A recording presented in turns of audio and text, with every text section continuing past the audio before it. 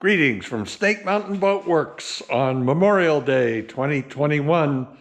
Here is our 1959 Chris Craft, and now I'll be correct, ski boat, 17 feet long.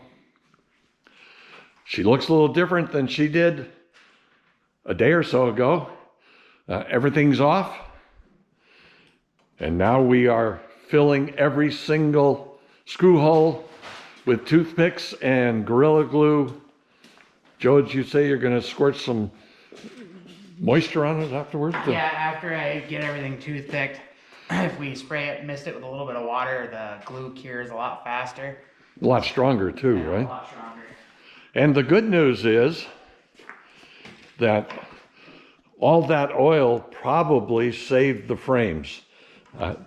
We will not attempt to get the sides of the frames clean enough to hold paint. That grease is going to protect them forever.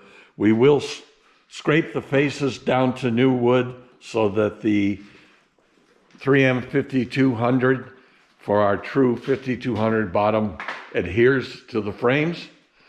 We found, well, Joe, why don't you explain what's going on here? Yeah, so as I took the plywood off, I went through and I checked all these frames to make sure that they were still secured. When I came down to this one, that wasn't the case. Right where this carriage bolt went through, just north of that, it was cracked down through and it wasn't attached to the side of the hull anymore. So what I did is I took new oak and sistered it over the side of the part where it was cracked, and then put another piece on this side so it really shores this one frame up, and attach it with 5200 in screws. So, if you're wondering what comes next, well, plywood comes next. And we'll be replacing all of the plywood.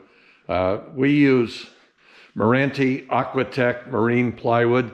It's as hard as stone, extremely rigid, but it bends nicely. This one won't be so tough because unlike earlier Chris Craft hulls, the bow doesn't have the huge concave surface that we've so enjoyed trying to fit plywood and then out exterior planking to. We have concluded that none of the planks can be saved. They're just beyond the beyond. And so we'll use them all as patterns, and then they'll go to the transfer station. So,